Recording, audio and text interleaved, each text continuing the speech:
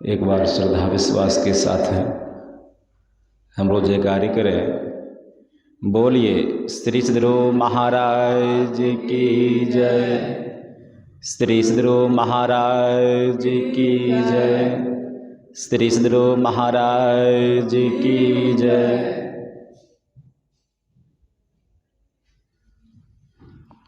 अखंड मंडलाकारं व्याप्तं येन चराचरं तत्पदं दर्शितं येन तस्मै श्रीगुरुवे नमः। मंगलमूर्ति सद्गुरु मिलवै सर्वाधार मंगलमय मंगल करन विनवो बारंबार। धन्य धन्य सद्गुरु सुखद महिमा कही न जाय। जो कछु कहो तुम्हारी कृपा मोते कछु न बसाय। अव्यक्त रूप में सर्वत्र विराजमान परमाराध्य सद्गुरु महाराज के पावन पाद पद्मों में कोटि कोटि नमन। उपस्थित संवेद समादरणीय साधक वृंद, धर्म प्रेमी सज्जनों, भक्तिमती माताओं तथा धर्मशिला बहनों, प्यारे बच्चों, सभी को मेरा कोटि कोटि नमन। अभी हम लोग पाठ के क्रम में कबंध बंध और मर्यादा भगवान राम पुरुषोत्तम के द्वारा माता सबरी को माध्यम बनाकर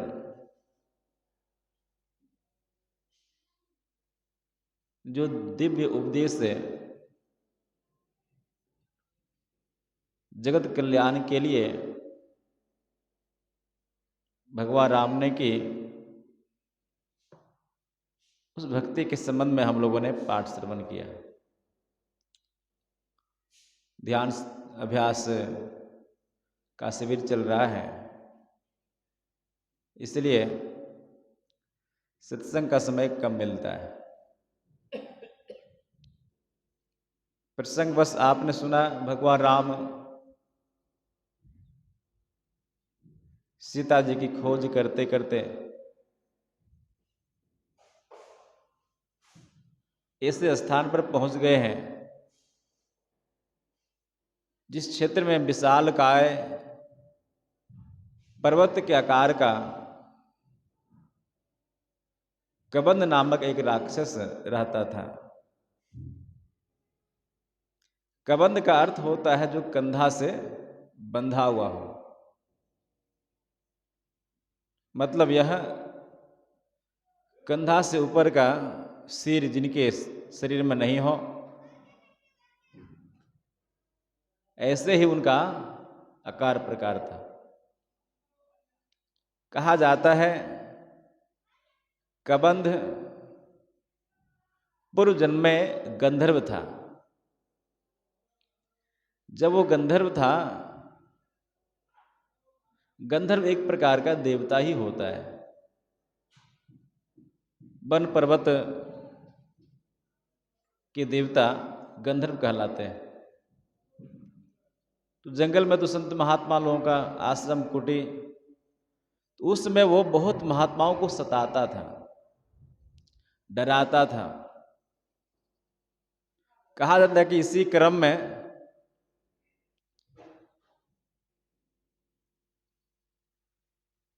एक दिन दुर्वासा ऋषि के आश्रम पहुंच गए। दुर्वासा ऋषि को बहुत सताया। दुर्वासा ऋषि पहचान गए। जब वो सताते थे संत महापुरुषों को, तो राक्षस का शरीर बनाकर, देखने में बड़ा घृणा से युक्त भयावह चेहरा, वास्तविक रूप में वो आश्रम पर नहीं जाते थे। तो दुर्वासा ऋषि पहचान गए, यह तो वास्तव में गंधर्व है, लेकिन राक्षस का शरीर बनाकर आया है सताने के लिए। संत सताए तीन गए, धन यौवन और वंश, नहीं मानो तो देख लो रावण कौरव कंस। दुर्वासा ऋषि ने श्राप दे दिया कि जाओ, तुम गंधर्व हो लेकिन वृत्ति तुम्हारी राक्षसी वृत्ति है, जाओ तुम राक्षस हो जाए। तो राक्षस हो गए। जब शरीर राक्षस का मिल ही गया तब तो और राक्षस वाला काम करना शुरू कर दिया। इस तरह से धर्म की हानि होने लगी और पाप का विकास। देवता लोग दुखित हो गए, भगवान ब्रह्मा जी के पास गए।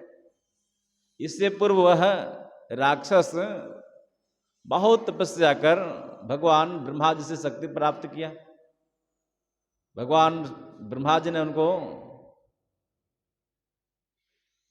बहुत प्रकार के वर दिए।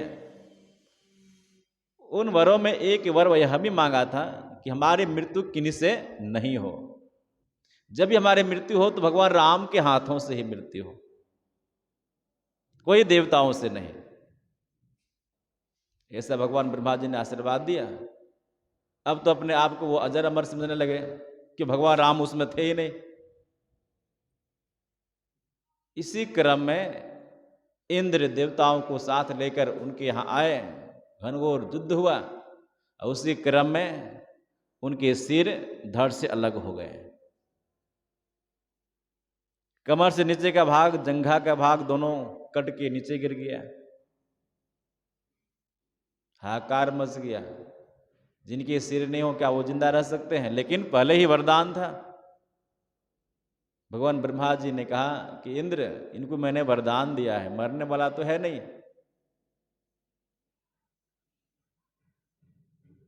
इसलिए तुम लोग चिंता मत करो, समय पर सब कुछ ठीक हो जाएगा।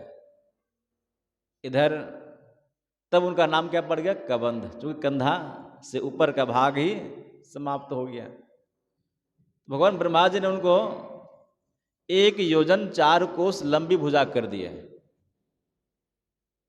देखने के लिए, संसार में रहने के लिए आंखें चाहिए, तो मस्तक में आंखें, हम लोग के मस्तक में आंखें हैं, तो कबंध के हृदय में एक आंख बना दी है भगवान ब्रह्मा जी ने। भोजन करने के लिए मुख चाहिए,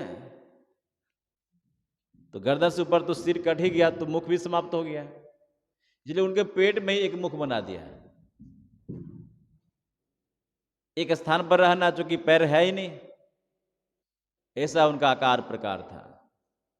बड़ा विशालकाय पर्वत के समान शरीर, सिर नहीं, हृदय पर, छाती पर एक आंख, 4 कोस लंबी भुजा, मुख में पेट जो है, पेट में ही बहुत बड़ा मुख बना दिया।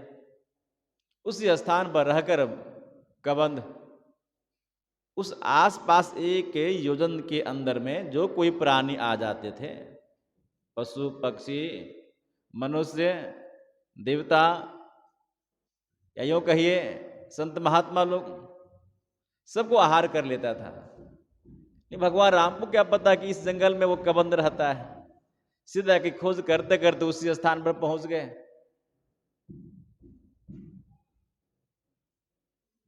कबंध दोनों भुजाओं से राम और लक्ष्मण को खिलौना की भांति पकड़ लिए, अपने तरफ खींचने लगे। भगवान राम समझ गए कि लगता किसी के बंधन में आ गए हैं। भगवान राम ने कहा, लक्ष्मण सावधान रहना, ऐसा लगता किसी के बंधन में हम लोग आ गए, लेकिन सावधान रहना।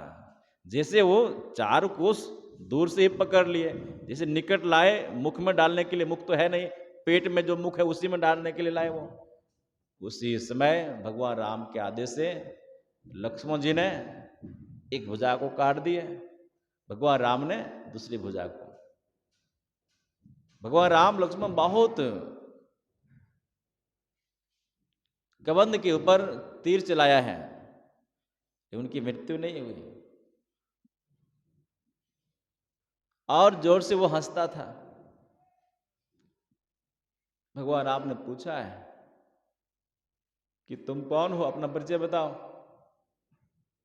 उन्होंने अपना परिचय बताया, मेरा नाम कबंध है, हमारी मृत्यु किसी के हाथों से नहीं होगी, हमारी मृत्यु मात्र एक राम से होगी।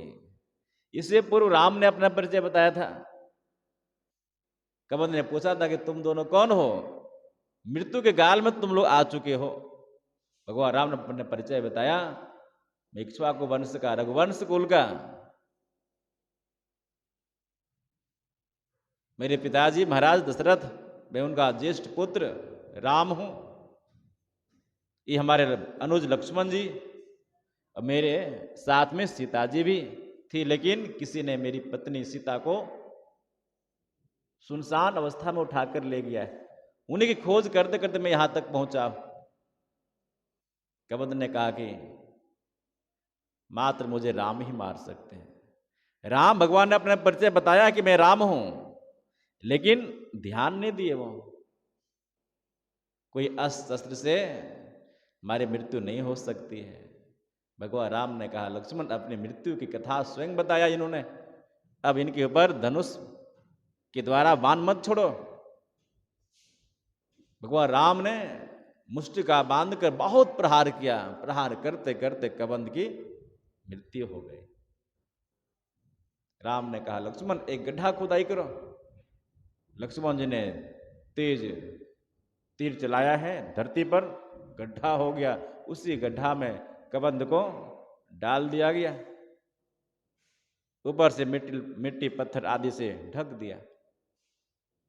जैसे ही उनका शरीर मिट्टी के अंदर हुआ, उसी समय उनके शरीर से वही पूर्व वाला जो गंधर्व था, गंधर्व का आकार प्रकार से प्रकट हुआ। भगवान राम को प्रणाम किया। राम को प्रणाम करके वो अपने गंधर्व लोग जाने लगे। उन्हें वंदना किया भगवान राम का, हे प्रभु, आपने हमारी सदगति प्रदान की। मैं बहुत वर्षों से इस राक्षस के शरीर में था, बहुत दुख होता था। मैं जब गंधर्व के शरीर में था तो मैं बहुत संत महापुरुषों को सताता था, इसी कारण से हमारी यह दुर्दशा हुई।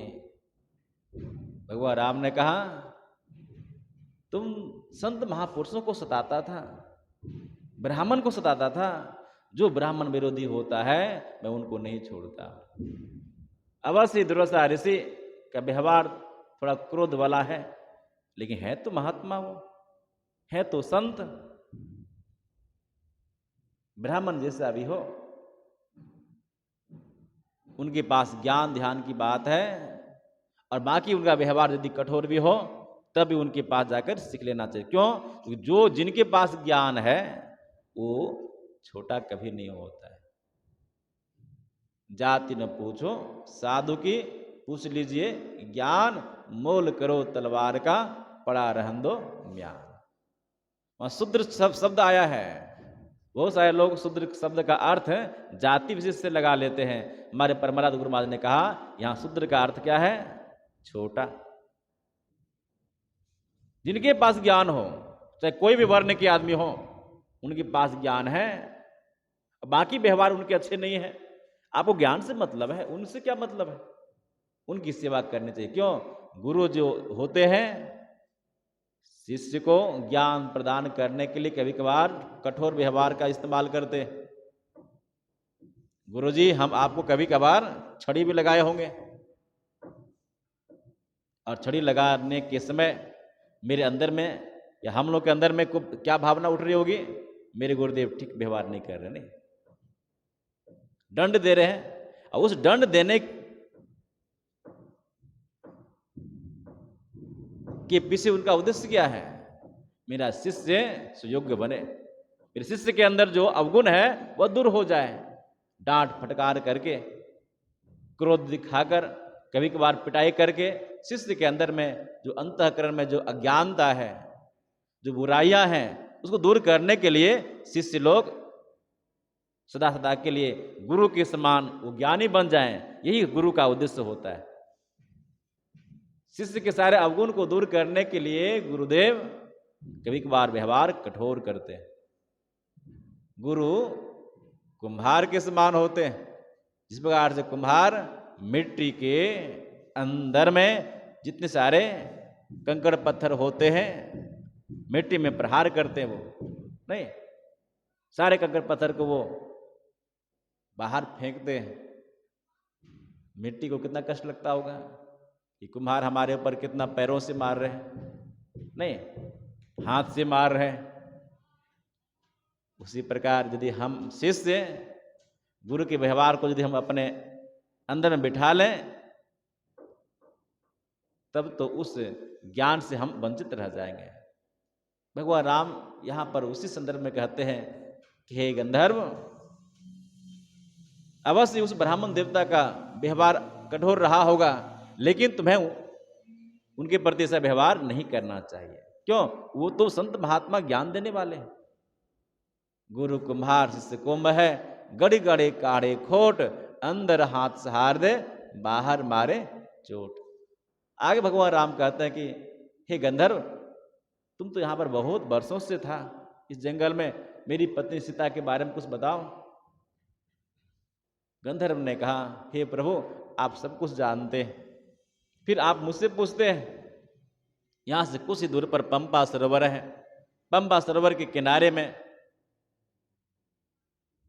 मतंग ऋषि का आश्रम है, और मतंग ऋषि अब है नहीं, उनकी शिष्या माता सबरी है, वहाँ निवास करती है।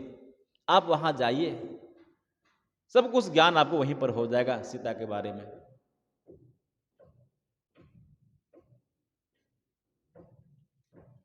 मतंग ऋषि का आश्रम है कहाँ? लोग कहते हैं गुजरात प्रांत आप जाएंगे तो डांग जिला एक है, उसी डांग जिला में सुवीर नामक तहसील है, और उसी तहसील के अंदर सबरी धाम है। सबर जाति के वहां लोग रहते हैं। उसी सबर जाति के घर में माता सबरी जन्म ली थी, जो बहुत जन्मों से वो भक्तिन थी। उनके पूर्व जन्मों की कथा हम आप कभी न कभी सुने होंगे। पहले जन्म में वो खिकरनी थी, फिर राजकुमारी बनी, फिर गुरु के आशीर्वाद से स्वयं वो नीच जोनी में, नीच जाति में जन्म लेने के लिए वो वरदान मांगी, और आज वो सबर जाति में जन्म ली, लेकिन फिर भी भक्ति का संस्कार उसके पास है। भक्ति बीज बिन से नहीं, जो जुग जाए अनंत, ऊंच नीच घर जन्म ले तो संत को संत। आज आप वहां जाएंगे, बहुत सुंदर आश्रम है मतंग ऋषि का। वहां के ट्रस्टी लोगों ने सुंदर एक आश्रम बनाया है। मात्र देखने के लिए आप क्या मिलेंगे आपको वहां पर? 3 पत्थर। आजकल वहां प्रतिमा बनाई गई है भगवान राम, लक्ष्मण और माता सबरी का। उस जमाने में कुटिया थी, मतंग ऋषि कुटिया थी, आज वहां रहते नहीं है। आज है कौन? माता सबरी है। जब माता सबरी अपने गुरु मतंग ऋषि से प्रार्थना की थी, हे गुरुदेव, आप तो जा रहे हैं, मैं अब इस संसार में कैसे रहूं? तो मतंग ऋषि ने कहा था, देखो बेटी, तुमको घबराने की बात नहीं है, तुमको इसी जन्म में तुम्हारी भक्ति पूरी होगी, और भगवान राम स्वयं तुम्हारे कुटी पर आकर दर्शन देंगे। जो मैंने तुम्हें दीक्षा बताई है, शिक्षा बताई है, उस शिक्षा के अनुसार से, दीक्षा के अनुसार से तुम साधना करो। एक नाम का जप, एक रूप का ध्यान, और नासाग्र ध्यान, बिंदु ध्यान और शब्द अभ्यास की शिक्षा मतंग ऋषि ने माता सबरी को पहले ही प्रदान की थी। गुरुदेव ने कहा था, इसी साधन विधि के द्वारा तुम साधना करते रहो, भगवान राम तुम्हारे घर तक आएंगे। कब आएंगे? तो उस समय भगवान राम का अवतरण भी नहीं हुआ था। जब बातचीत हो रही थी गुरु और शिष्या के बीच, मतंग ऋषि और माता सबरी के बीच, उसमें भगवान राम संसार में महाराज दशरथ के यहां नहीं आए थे पुत्र के रूप में, तब बात हो रही थी। तब मतंग ऋषि ने कहा था, सबरी, 10,000 वर्ष बीतने के बाद प्रभु राम आएंगे। तब से वो गिनती करती थी आज कितने वर्ष हो गए, नहीं, इंतजार की घड़ी अब आज समाप्त हुई। भगवान राम लक्ष्मण सीता की खोज करते करते माता सबरी के आश्रम का स्थान किसने बताया? कबंध जो गंधर्व थे, गंधर्व ने स्थान बताया। पंबा सरोवर से पहले 6 किलोमीटर पहले आप सीधे जाएंगे तो 2-3 किलोमीटर दूर पड़ेगा पंबा सरोवर, और सड़क मार्ग से जाएंगे तो 6-7 किलोमीटर दूर पड़ेगा। मैं गया हूं वहां पर, बहुत सुंदर आश्रम है, गुजरात के डांग जिला में। उससे आगे ऋषिमुख पर्वत है, वहां से पूर्व दिशा में जो पर्वत नाम है, क्या नाम है? ऋषिमुख पर्वत। वहीं ऋषिमुख पर्वत पर सुग्रीव अपने मंत्री के साथ, जिसमें हनुमान जी भी थे, ऋषिमुख पर्वत पर वो रहते थे। और पंपा सरोवर नीचे तलहटी में है। वहीं से सुग्रीव ने भेजा था किनको? हनुमान जी को, कि जाओ पता लगाकर आओ। 2 राजकुमार तो दिखते हैं लेकिन वस्त्र महात्मा का है, हाथ में धनुष बाण है, जटा बनाए हुए हैं, वेशभूषा महात्मा का है, लेकिन हाथ में धनुष बाण रखे हुए हैं। इसका मतलब अवश्य कोई गुप्तचर है, तो पता लगा कर आओ। मेरे भाई के कोई गुप्तचर तो नहीं है, क्योंकि सुग्रीव को उनके बड़े भाई बाली ने घर से निकाल दिया था। तो मतंग ऋषि के आश्रम में भगवान राम जब आए, माता सबरी इंतजार कर रहे थे। जिस कुटी पर भगवान राम आए, माता सबरी ने बड़ा ही स्वागत किया है कि ही विधि स्तुति करो तुम्हारी, अधम जाति में जड़मति भारी। अधमत अधम अधम अति नारी, तिन मह में मति मंद अघारी। वो अपने आप को नीच बतला रही है, हे प्रभु मैं पढ़ी लिखी नहीं हूं, जाति में मैं नीच हूं, उसमें भी स्त्री हूं, और उसमें भी हमारी बुद्धि बिल्कुल जड़ है। मैं आपकी स्तुति किस प्रकार से करूं? क्यों? वेद में तो आपके बारे में नेति नेति कहकर बखान किया गया है। वेद भी आपके स्वरूप को नहीं जानते। भगवान राम ने कहा, सबरी मैं तुम्हारे पास इसलिए आया हूं क्योंकि तुम भक्ति स्वरूपा हो।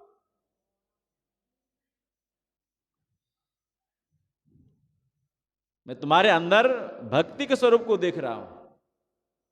तुम किस जाति के हो उससे मुझे कोई लेना देना नहीं है। आजकल के लोग भक्ति करने के मार्ग में भी जाति पाति की बात करते हैं। भगवान राम ने कहा, कह रघुपति सुन भामिनी बाता, मानव एक भगति कर नाता। मैं एक नाता रखता हूं लोगों से, क्या? भक्ति का नाता, और कोई रिश्ता नहीं। जाति पाति कुल धर्म बड़ाई, धन बल परिजन गुण चतुराई। भगतिहीन नर सोहाई कैसा, बिनु जल बारिद देखहि जैसा। कहते हे सबरी, आकाश में सावन भादों के दिन बहुत घटा छाई रहे, लेकिन यदि वर्षा उससे नहीं हो तो उस बादल का कोई शोभा नहीं। क्यों? क्योंकि वो तो उसमें जल है ही नहीं। उसी प्रकार से जाति पाति बहुत ऊंची हो, आपके अंदर सब प्रकार के गुण हो,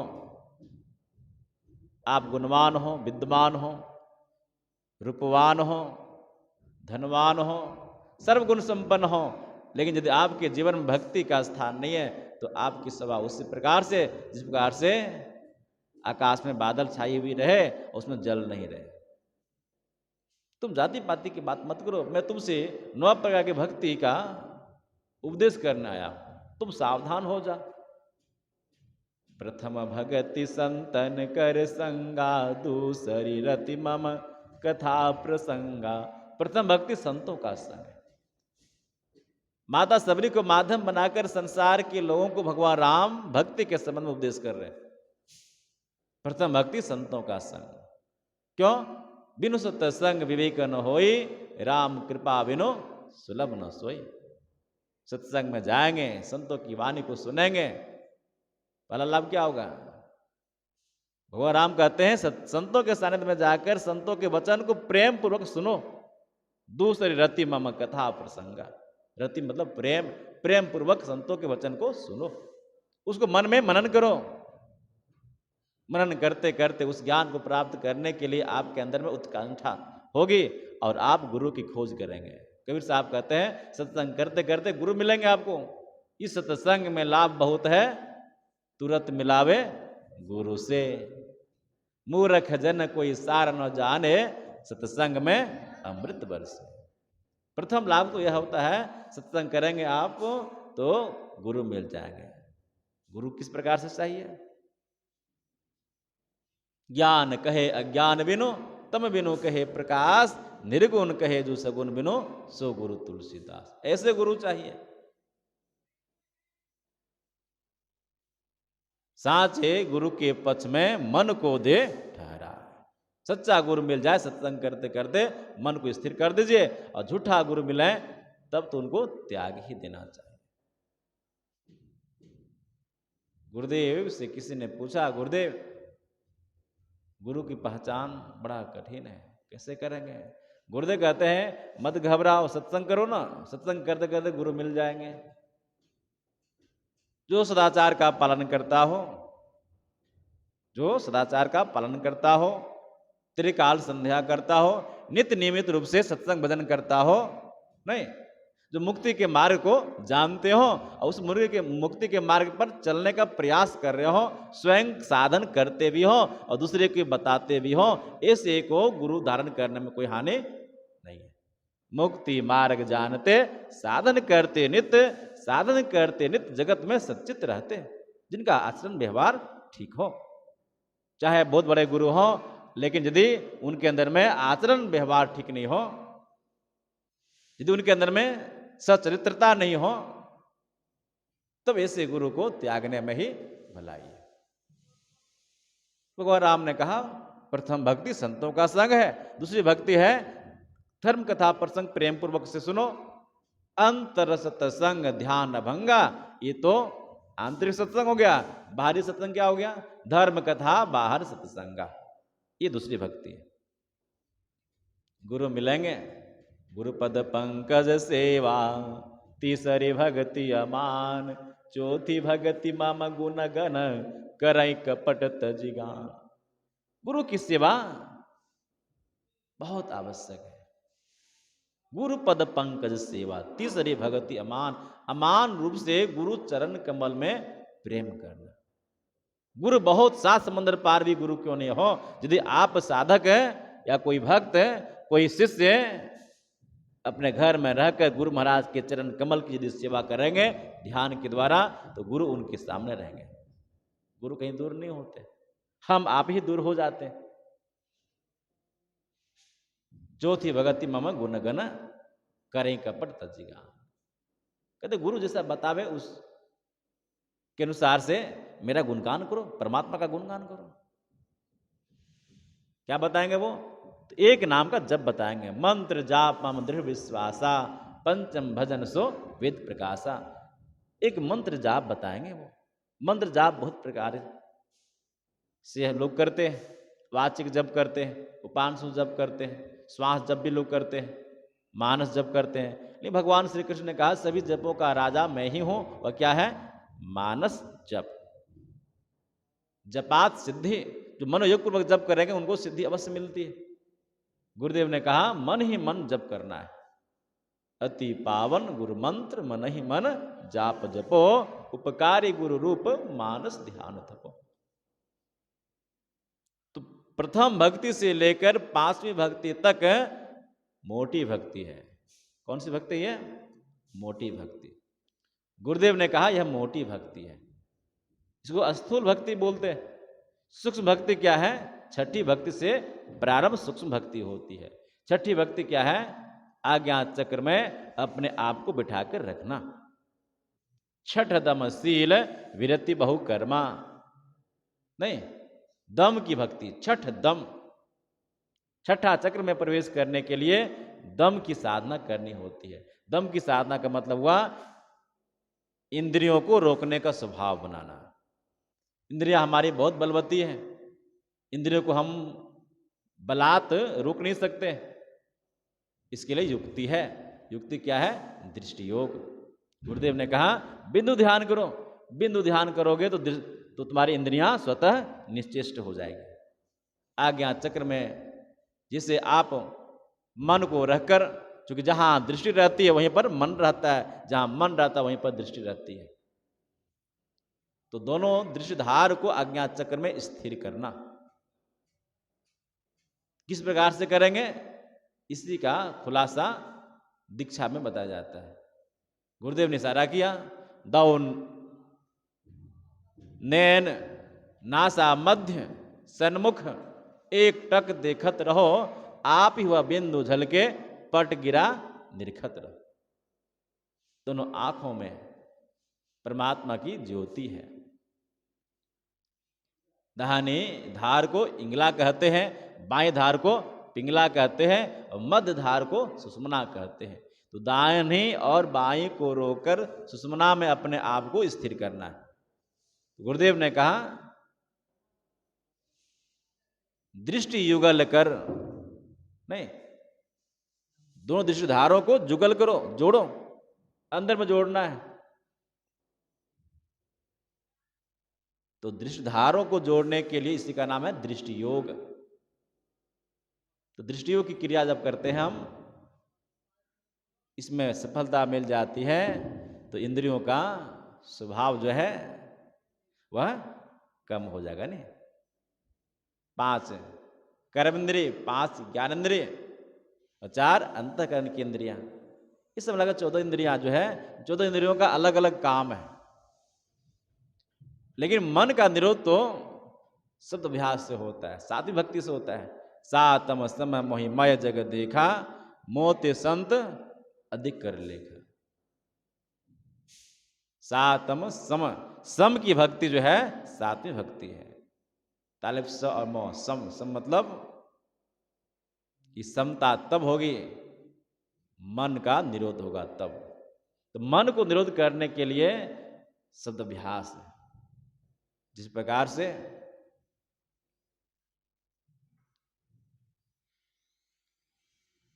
बलवान हाथी को बस करने के लिए क्या होता है, एक अंकुश होता है, नहीं, उस अंकुश से बलवान हाथी भी काबू में आ जाता है।